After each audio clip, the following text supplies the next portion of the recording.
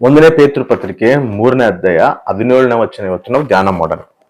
ಕೆಟ್ಟ ನಡತೆ ಉಳ್ಳವರಾಗಿ ಬಾಧೆ ಪಡುವುದಕ್ಕಿಂತ ಒಳ್ಳೆ ನಡತೆ ಉಳ್ಳವರಾಗಿ ದೇವರ ಚಿತ್ತವಿದ್ದರೆ ಬಾಧೆ ಪಡುವುದು ಲೇಸು.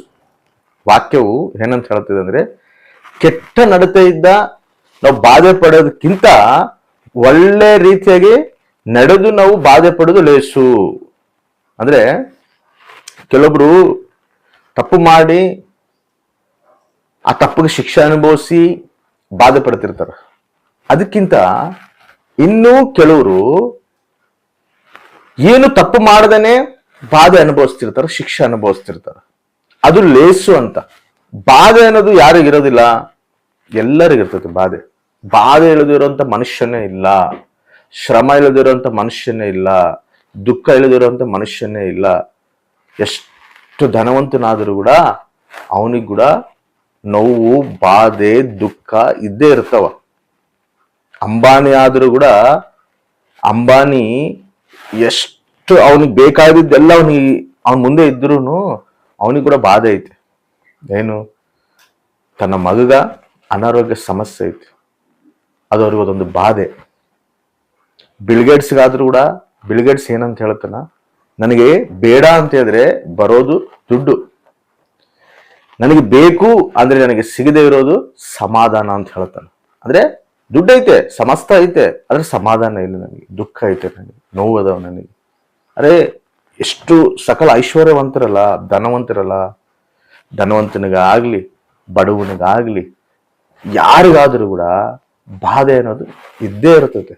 ಅಂದ್ರೆ ಕೆಟ್ಟದು ಮಾಡಿ ಬಾಧೆ ಅನುಭವಿಸೋದಕ್ಕಿಂತ ಒಳ್ಳೇದು ಮಾಡಿ ಬಾಧೆ ಅನುಭವಿಸೋದು ಲೇಸು.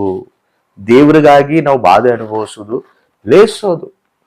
ಅಂದ್ರೆ ಈಗ ಕುಟುಂಬದಲ್ಲೇ ಈಗ ನಾವು ನಿಜವಾದ ದೇವರು ಕ್ರಿಸ್ತ ಅಂತೇಳಿ ನಾವು ಅಂಗೀಕರಿಸಿ ಸತ್ಯನ ತಿಳ್ಕೊಂಡು ನಾವು ಕ್ರಿಸ್ತ ಮಾರ್ಗದಲ್ಲಿ ನಡೀತಿರ್ತೀವಿ. ನಮ್ಮ ತಪ್ಪುಗಳೆಲ್ಲ ಒಪ್ಕೊಂಡು ಕ್ರಿಸ್ತ ರಕ್ತದಲ್ಲಿ ತೊಳೆಯಲ್ಪಟ್ಟು ನಾವು ರಕ್ಷಣೆದಲ್ಲಿ ಬಂದು ಕ್ರಿಸ್ತನ ನಾವು ಹಿಂಬಾಲಿಸ್ತಿರುವಾಗ ನಮ್ಮ ಕುಟುಂಬದಲ್ಲೇ ನಮ್ಮನ್ನು ದ್ವೇಷಿಸ್ತಾರ, ನಮ್ಮ ಮನೆಯವರೇ ನಮ್ಮನ್ನು ದ್ವೇಷಿಸ್ತಾರ, ನಮ್ಮ ಮನೆಯವರೇ ನಮ್ಮನ್ನು ಹಿಂಸಿಸ್ತಾರ, ಸ್ವಂತ ಗಂಡನೇ ನಮ್ಮನ್ನ ಹಿಂಸಿಸ್ತಾನೆ, ಬಾಧೆ ಪಡಿಸ್ತಾನ, ದುಃಖ ಪಡಿಸ್ತಾನ, ಸ್ವಂತ ಕುಟುಂಬಸ್ಥರೇ ನಮ್ಮನ್ನು ದುಃಖ ಪಡಿಸ್ತಾರ, ಬಾಧೆ ಪಡಿಸ್ತಾರ. ಆ ಒಂದು ಬಾಧೆನ ಅನುಭವಿಸೋದು ಲೇಸು ಅಂತ. ಕೆಟ್ಟದು ಮಾಡಿ ಬಾಧೆ ಅನುಭವಿಸೋದಕ್ಕಿಂತ ನೀನು ದೇವರ ಸಲುವಾಗ ಬಾಧೆ ಅನುಭವಿಸೋದು ಅದು ಉತ್ತಮವಾದದ್ದು. ಅದಕ್ಕೆ ಇದೇ ಪೇತೃ ಪತ್ರಿಕೆಯಲ್ಲಿ 1ನೇ ಅಧ್ಯಾಯ 6ನೇ ವಚನದಲ್ಲಿ ಒಂದು ಮಾತು ಹೇಳ್ತಾನೆ ನೋಡ್ರಿ. ನೀವು ಸದ್ಯಕ್ಕೆ ಸ್ವಲ್ಪ ಕಾಲ ದೇವರ ಚಿತ್ತಾನುಸಾರ ನಾನಾ ಕಷ್ಟಗಳಿದ್ದು ದುಃಖಿಸುವವರಾಗಿದ್ದರೂ ಆ ಪದವಿಯನ್ನು ಆಲೋಚಿಸಿ ಹರ್ಷಿಸುವವರಾಗಿದ್ದೀರಿ. ಸ್ವಲ್ಪ ಕಾಲ ನೀವು ಕ್ರಿಸ್ತ ಸಲುವಾಗಿ ನೀವು ದುಃಖವನ್ನು ಅನುಭವಿಸಿದ್ರು ಕೂಡ ಆ ಒಂದು ಮಹಿಮೆ ಪದವಿಯನ್ನ ನೀವು ಆಲೋಚಿಸಿ ಹರ್ಷಿಸುವಂತವರಾಗಿರ್ರಿ, ಸಂತೋಷ ಪಡುವಂತವರಾಗಿರ್ರಿ. ಯಾಕಂದ್ರೆ ದೇವರು ನಮಗೆ ಉನ್ನತವಾದ ಪದವಿ, ಉನ್ನತವಾದ ಪ್ರದೇಶ, ಉನ್ನತವಾದ ಸ್ಥಳ ನಮ್ಮ ಸಲುವಾಗಿ ಸಿದ್ಧಪಡಿಸೋಣ. ಅದನ್ನು ಆಲೋಚಿಸಿರಿ. ಇದು ತಾತ್ಕಾಲಿಕವಾದದ್ದು. ಶ್ರಮ ನಿಮಗೆ ಬರ್ತತೆ, ಆ ಶ್ರಮಲಿದ್ದಾಗ ನಾನು ನಿಮ್ಮನ್ನು ತಪ್ಪಿಸ್ತೀನಿ, ಆಶೀರ್ವಾದಕರವಾಗಿ ನಾನು ನಿನ್ನ ಮಾಡ್ತೀನಿ. ಇಲ್ಲಿನೂ ನಮ್ಮನ್ನು ಆಶೀರ್ವದಿಸ್ತಾನ, ಇದಕ್ಕಿಂತ ಉತ್ತಮವಾದ ಪದವಿ ನಮ್ಮ ಸಲುವಾಗಿ ದೇವರು ಸಿದ್ಧಪಡಿಸ್ತಾನ. ಅದನ್ನು ನೀವು ಆಲೋಚಿಸಿ ಹರ್ಷಗೊಳ್ಳುವಂತವರಾಗಿರ್ರಿ.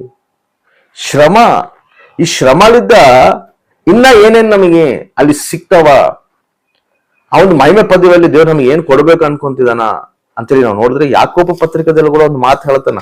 ಯಾಕೋಬ ಪತ್ರಿಕೆ 1ನೇ ಅಧ್ಯಾಯ 12ನೇ ವಚನ, ಕಷ್ಟವನ್ನು ಸಹಿಸಿಕೊಳ್ಳುವವನು ಧನ್ಯನು, ಅವನು ಪರಿಶೋಧಿತನಾದ ಮೇಲೆ ಜೀವವೆಂಬ ಜಯಮಾಲೆಯನ್ನು ಹೊಂದುವನು. ಸ್ವಾಮಿಯು ತನ್ನನ್ನು ಪ್ರೀತಿಸುವವರಿಗೆ ಇದನ್ನು ವಾಗ್ದಾನ ಮಾಡಿದಾನೆ. ದೇವರು ನಮಗೆ ವಾಗ್ದಾನ ಮಾಡನಂತ. ಕಷ್ಟವನ್ನು ಅನುಭವಿಸಿದ ಮೇಲೆ, ಆ ಒಂದು ಪರೀಕ್ಷಾ ಕಾಲ ಆದ ಮೇಲೆ ಜೀವವೆಂಬ ಜಯಮಾಲೆಯನ್ನು ನಮಗೆ ದೇವರು ಕೊಡ್ತಾನ, ಅದನ್ನು ಸಿದ್ಧಪಡಿಸನ, ನಮಗಾಗಿ ಅದನ್ನ ಎತ್ತಿಟ್ಟನ. Amen, hallelujah. ನಾವು ಅನ್ಕೊಂತಿರ್ತೀವಿ, ಅಯ್ಯೋ ನಾನು ಕ್ರಿಸ್ತ ಸಲುವಾಗಿ ಜೀವಿಸ್ತಿದ್ದೀನಿ, ದೇವ್ರ ಚಿತ್ತ ನೆರವೇರಿಸ್ಬೇಕನ್ನ ಆಸೆ ನನಗೈತೆ, ದೇವ್ರ ಉದ್ದೇಶ ನೆರವೇರಿಸ್ಬೇಕನ್ನ ಆಸೆ ನನಗೈತೆ, ದೇವ್ರಿಗೆ ಇಷ್ಟನಾಗಿ ಜೀವಿಸ್ಬೇಕನ್ನ ಆಸೆ ನನಗೈತೆ. ಆದ್ರೆ ನನ್ನ ಮನೆಯವರೇ ನಾನು ಅರ್ಥ ಮಾಡ್ಕೊಂತಿಲ್ಲಲ್ಲ, ನನ್ನ ಕುಟುಂಬವೇ ನನ್ನ ಅರ್ಥ ಮಾಡ್ಕೊಂತಿಲ್ಲಲ್ಲ, ನನ್ನ ಗಂಡನೇ ನನಗೆ ಅರ್ಥ ಮಾಡ್ಕೊಂತಿಲ್ಲ ಅಂತೇಳಿ ನಾವು ಬಾಧೆ ಪಡುವಂಥವ್ರಾಗಿರಬಾರ್ದು. ಅವ್ರು ನಮ್ಮನ್ನು ಬಾಧೆ ಪಡಿಸಿದ್ರು ಕೂಡ, ಅವ್ರು ನಮ್ಮನ್ನು ದುಃಖ ಪಡಿಸಿದ್ರು ಕೂಡ ನಾವು ಅದರಿಂದ ದುಃಖ ಪಡುವುದು, ದೇವ್ರ ಸಲುವಾಗಿ ನಾವು ದುಃಖ ಪಡುವುದು ಅದು ಉತ್ತಮವಾದ್ದು, ಅದು ಲೇಸು ಅಂತೇಳಿ ನೀವು ಅನ್ಕೋರಿ. ನೀವು ಸಂತೋಷ ಪಡ್ರಿ, ಹರ್ಷಿಸಿರಿ. ಎದಕ್ಕಂದ್ರೆ ನಿಮ್ಮ ಸಲುವಾಗಿ ಉತ್ತಮವಾದ ಮಹಿಮೆ ಪದವಿಯನ್ನು ದೇವರು ಸಿದ್ಧಪಡಿಸೋಣ. ಜೀವವೆಂಬ ಜಯಮಾಲೆಯನ್ನು ನಿನ್ನ ಸಲುವಾಗಿ ಸಿದ್ಧಪಡಿಸೋಣ. ಶಾಶ್ವತವಾದದ್ದು, ಬಾಡಿ ಹೋಗುವಂಥದ್ದಲ್ಲ, ಅದು ನಿತ್ಯವೂ ಇರುವಂಥದ್ದು. ಅದು ಉನ್ನತವಾದ ಪದವಿ ದೇವರು ನಮ್ಮ ಸಲುವಾಗಿ ಸಿದ್ಧಪಡಿಸೋಣ. ಕ್ರಿಸ್ತ ಸಲುವಾಗಿ ಬಾಧೆ ಪಡೋದು ಅದು ಉತ್ತಮವಾದ್ದು, ಅದು ಎಲ್ಲರಿಗೂ ಸಿಗೋದಿಲ್ಲ. ದೇವ್ರ ಸಲುವಾಗಿ ಬಾಧೆ ಪಡೋದು ಅದು ಎಲ್ಲರಿಗೂ ಸಿಗೋದಿಲ್ಲ. ಅದು ನಮಗೆ ಸಿಕ್ಕೈತೆ ಅಂತ ಹೇಳಿದ್ರೆ ಅದು ಭಾಗ್ಯವಾಗಿ ಎನ್ನಿಸ್ಬೇಕು. ನನ್ನ ಧನ್ಯತೆ ಅದು. ಕ್ರಿಸ್ತ ಸಲುವಾಗಿ ನಾನು ಬಾಧೆನ ಅನುಭವಿಸ್ತೀನಿ, ಕ್ರಿಸ್ತ ಸಲುವಾಗಿ ನಾನು ದುಃಖನ ಅನುಭವಿಸ್ತೀನಿ. ನಾವು ಪ್ರಾರ್ಥನೆ ಮಾಡುವಾಗ ನಮ್ಮ ಮನೆಯವರೇ ಎದಕ್ಕೆ ಪ್ರಾರ್ಥನೆ ಮಾಡ್ತೀವಿ ಅಂತ ನಮಗೆ ಪ್ರಾರ್ಥನೆ ಡಿಸ್ಟರ್ಬ್ ಮಾಡಬಹುದು. ಇಲ್ಲ ನಾವು ಯಾವ್ದಾದ್ರು ಪ್ರೇಯರ್ಗೆ ಹೋದಾಗ ಪ್ರೇಯರ್ಗೆ ಹೋಗ್ಬೇಡ ಅಂತೇಳಿ ನಮ್ಮನ್ನ ಡಿಸ್ಟರ್ಬ್ ಮಾಡಬಹುದು.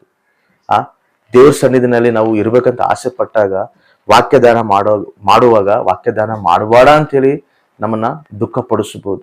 ಇವೆಲ್ಲದನ್ನ ನಾವು ತಟ್ಟುಕೊಂಡು ದೇವರ ಸನ್ನಿಧಿನಲ್ಲಿ ಮೊರೆ ಹೋಗಿ ಆ ಬಾಧೆನ ಅನುಭವಿಸ್ಕೊಂತ ಕಣ್ಣೀರು ಸುರಿಸಿ ದೇವ್ರ ಪಾದದಲ್ಲಿ ನಾವು ಕೂತ್ಕೊಂಡಾಗ ಈ ಕಷ್ಟಗಳೆಲ್ಲ ಅನುಭವಿಸಿದ ಮೇಲೆ ಆ ಪರೀಕ್ಷಾ ಕಾಲ ಆದ ಮೇಲೆ ಜೀವವೆಂಬ ಜಯಮಾಲೆಯನ್ನು ನಾನು ನಿಮ್ಮ ಸಲಕ್ಕೆ ಸಿದ್ಧಪಡಿಸ್ತೀನಿ, ಉನ್ನತವಾದ ಆಶೀರ್ವಾದ ಪದವಿನ ನಾನು ನಿಮ್ಮ ಸಲಕ್ಕೆ ಸಿದ್ಧಪಡಿಸ್ತೀನಿ ಅಂತೇಳಿ ದೇವರು ಬಹು ಸ್ಪಷ್ಟವಾಗಿ ನಮಗೆ ಬರೆದು ನಮಗೆ ತಿಳಿಸ್ತಿದ್ದಾನೆ.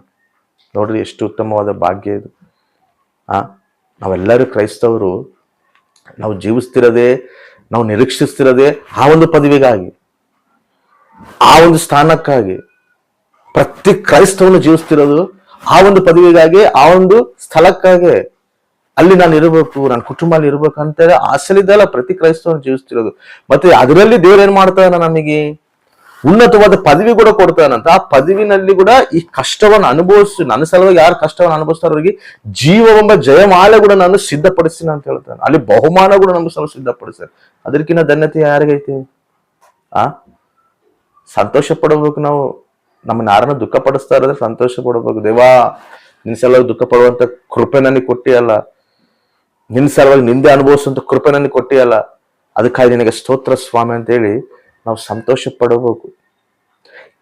ನಮಗೆ ಶೋಧನೆ ಬಂದೈತೆ ಅಂದ್ರೇನೆ ನಾವು ಅರ್ಥ ಮಾಡ್ಕೋಬೇಕು ಏನಂತ, ನಾವು ರೈಟ್ ವೇನಲ್ಲಿ ಅದೀವಂತ, ಕ್ರಿಸ್ತ ಮಾರ್ಗದಲ್ಲಿ ನಾವು ನಡೀತಿದೀವಿ ಅಂತ ಹೇಳಿ. ಅದಕ್ಕಂದ್ರೆ ನನ್ನನ್ನು ನೀನು ಹಿಂಬಾಲಿಸಿದ್ರೆ, ನನ್ನನ್ನು ಹಿಂಸಿಸ್ತಾರಂದ್ರೆ ನಿಮಗೆ ಕೂಡ ಹಿಂಸೆ ಬರ್ತದೆ, ನನ್ನನ್ನು ದ್ವೇಷಿಸ್ತಾರ ನಿನ್ನನ್ನು ದ್ವೇಷಿಸ್ತಾರ. ದೇವರ ಹೇಳೋಣ ಅಂದ್ರೆ ಆ ಮಾರ್ಗದಲ್ಲಿ ನಾವು ಓದ್ತಿರೋರಿಗೆ, ಕ್ರಿಸ್ತ ಮಾರ್ಗದಲ್ಲಿ ನಡೀತಿರೋರಿಗೆ ಈ ನಿಂದೆಗಳು, ಅವಮಾನಗಳು, ಈ ಒಂದು ಬಾಧೆಗಳು ಕ್ರಿಸ್ತ ಸಲುವಾಗಿ ಅನುಭವಿಸಕ್ ನಮಗೆ ಬರ್ತದ ಅಂದ್ರೆ ನಾವು ರೈಟ್ ಟ್ರ್ಯಾಕ್ ಅಲ್ಲಿ ಇದೀವಿ ಅಂತ ಅರ್ಥ. ನಮಗೇನು ಶೋಧನೆಗಳು ಬರ್ತಿಲ್ಲ, ನಮಗೇನು ನಿಂದೆಗಳು ಬರ್ತಿಲ್ಲ, ನಮಗೇನು ಅವಮಾನಗಳು ಆಗ್ತಿಲ್ಲ, ಎಲ್ಲ ಸಮಾಧಾನಕರವಾಗಿ ನಡೆಯಕತ್ತೈತೆ ಅಂದ್ರೆ ನೀನ್ ರಾಂಗ್ ಟ್ರ್ಯಾಕ್ ನಲ್ಲಿ ಅದಿ ಅಂತಾನೆ ಅರ್ಥ. ಅದು ತಿಳ್ಕೊಂಡ್ಬಿಡ್ಬೇಕು ನಾವು. ಎಂಥ ಒಂದು ದೊಡ್ಡ ದೊಡ್ಡ ಪಾಸ್ಟರ್ಗಳು ಕೂಡ, ದೊಡ್ಡ ದೊಡ್ಡ ಸೇವಕನಿಗೆ ಆದ್ರೂ ಕೂಡ ನೋಡಕ್ಕೇನು ಎಲ್ಲರಲ್ಲಿ ಚೆನ್ನಾಗದಾನ ಅಂತ ಹೇಳಿ ಕಾಣ್ತಿರ್ತಾರ. ಅವ್ರಿಗೆ ಕೂಡ ಯಾವುದೋ ಒಂದು ಶೋಧನೆ, ಯಾವುದೋ ಒಂದು ಶ್ರಮ, ಏನೋ ಒಂದು ಬಾಧೆ ಹಿಂಬಾಲಿಸ್ತಾನೆ ಇರ್ತೈತೆ. ಪೌಲಿಗೆ ತಪ್ಪಿಲ್ಲ.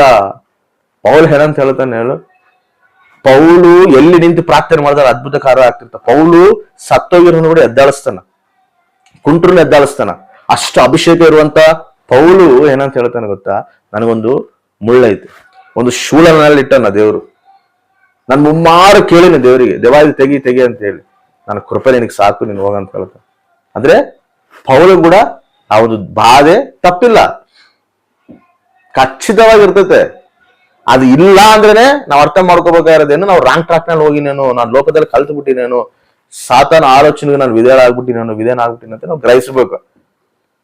ಇಲ್ಲ ಶೋಧನೆಗಳು ಬರ್ತದವ, ಇವೆಲ್ಲ ಬಾಧೆಗಳು ನಮಗೆ ಬರ್ತದವ. ನೋಡ್ರಿ, ಬಾಧೆ ಬರ್ತಿರ್ತಾವ, ಮತ್ತೆ ತೆಗಿತಾನ ದೇವ್ರು, ಮತ್ತೆ ನಮ್ಮನ್ನ ಮುಂದೆ ನಡೆಸ್ತಾನ, ಮತ್ತೆ ಯಾವ್ದೊಂದು ಶೋಧನೆ ಬರ್ತದೆ, ಮತ್ತೆ ಅದನ್ನ ಜಯಿಸ್ತಾನ, ಮತ್ತೆ ನಡೀತೀವಿ. ಇದು ಯಾವಾಗವರೆಗೆ ಅಂದ್ರೆ ದೇವರು ಮತ್ತೆ ಬರ್ತಾನಲ್ಲ ಅವಾಗವರೆಗೂ ನಮಗೆ ಇದು ನಡೀತಾನೆ ಇರ್ತದೆ.